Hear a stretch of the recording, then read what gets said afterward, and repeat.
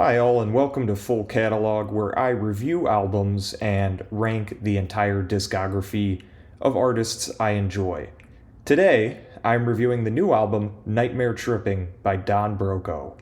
This album was released on March 27th of 2026 and is the fifth full-length album by the band, following up 2021's Amazing Things.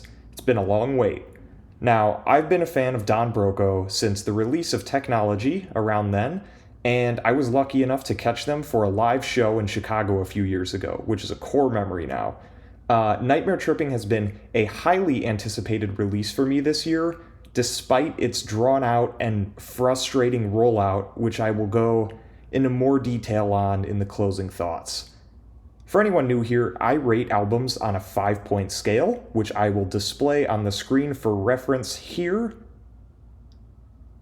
And for my reviews, the structure is that I will discuss each track in chronological order and then provide my final rating with some closing thoughts. So kicking things off with track 1, Cellophane. This song immediately sets the tone for the rest of the album.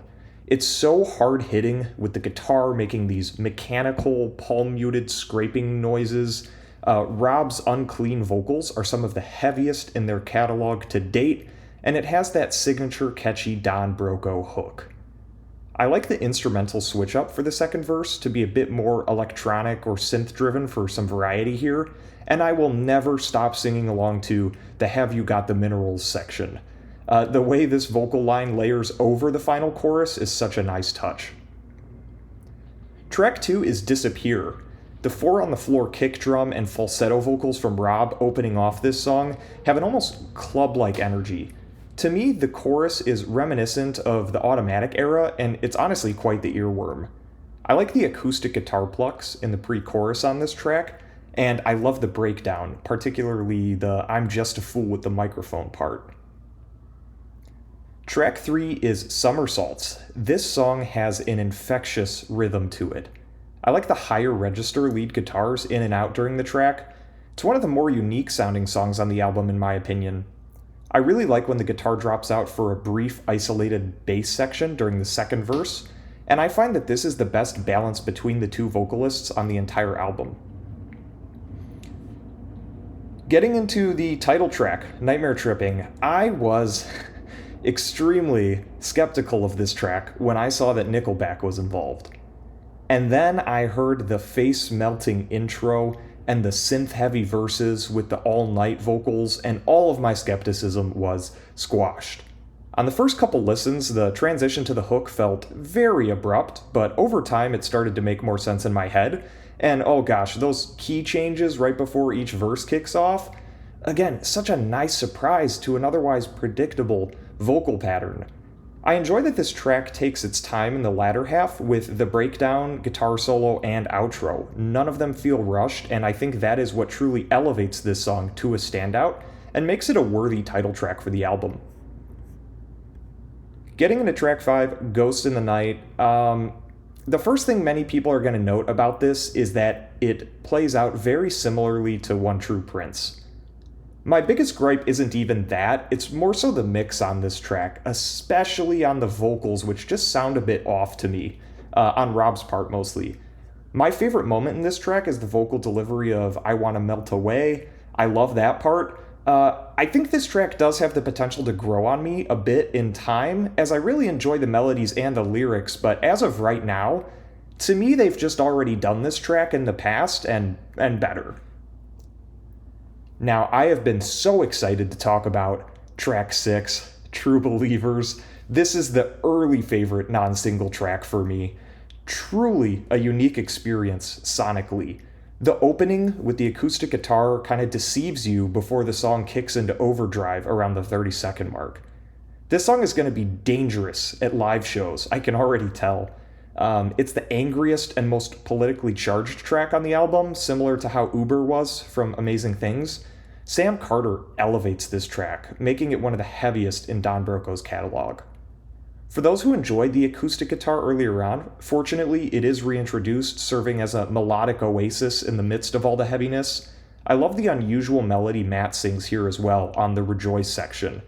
And I have to mention the lyrics trading off in the Eye for an Eye section are insanely memorable and unforgettable. Track 7 is Euphoria, which I might make some people upset here, but this was the weakest of the singles for me, and maybe the weakest track on the album for me overall. Euphoria is a solid track, but when it released, I had some concerns that the album was going to end up feeling a bit samey across all of its tracks. The bass tone sounds great here when it comes up in the mix, but otherwise this isn't a song I found myself revisiting often since it released. Track 8 is Pacify Me. This will likely be the grower track of the album for me. The first listen was decent for me, but each subsequent one has been a better listening experience. I find the percussion on this track to be insanely unique, and there's an almost rabid or animalistic sound to the screams on They Told You To. Track 9 is Swimming Pools.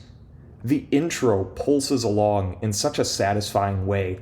The synth work here reminds me of Endorphins a bit, which is another track that feels like it could play in a club or a mosh pit at any given minute and fit the vibe of either one. I don't care for the French section in this song, but otherwise find it to be a solid track. And per their kind of ad-lib at the end, I wonder if this was actually done in one take. If so, that is very impressive. Getting into track 10, Hype Man, this was such a great single for the album. This song has so much energy and fullness to its sound. It's perfectly paced thanks to the highlight of the entire album for me, the No Way Jose bridge. This moment is going to be a natural sing-along section at live shows for years to come, and I love the way the synths come in after the second repetition of it. The acoustic guitar utilized throughout the track is such a nice touch as well. Getting into the closing track, The Corner, this is one of the more devastating and emotional tracks in Don Broco's catalog based on my interpretation of it. The guitar during this track sounds a bit Deftones to me, which I'm a big fan of. I like the addition of the piano for a brief moment during the 3-minute mark section. You Look at Me Like I Might Do It is one of the most memorable lyrics and such a gut punch of a closing thought for the album. I'm really curious how others interpret this track, but I read the words, "Could this be the corner, could it? You look at me like I might do it," through a lens of suicidal depression, which might be due to my own biases or personal experience, but it's honestly made this track unforgettable for me and how emotionally charged it is, and this is an incredible closing track. So for my closing thoughts on the album as a whole, one thing I have to mention that is certainly impacting my rating here, and did personally impact my overall experience with this album, is how poorly handled I think the rollout of this album was. Cellophane was released in July 2025, and the album, of course, just came out this last week or two, depending on when I release this video. I don't have any insight into what happened here, or if this was by design, but it made for an extremely frustrating experience as a listener that I believe made it difficult to have a cohesive listening experience with the album. I know I don't have to engage with the singles before an album release, but come on, how could I not? It was the first Don Broco in 4 or 5 years. At the time, I didn't know it was going to be a 9-month wait time, so look, I don't want to complain too much, but I do believe had the release schedule been better off and the songs, released a little closer together, closer to the album release date, this would feel more like an album to me and not, oh, I'm excited about these 4 or 5 new songs I got, With that out of the way, I am feeling overall positive, but a bit mixed on this compared to the overwhelmingly positive reactions I had to Technology and Amazing Things upon their releases.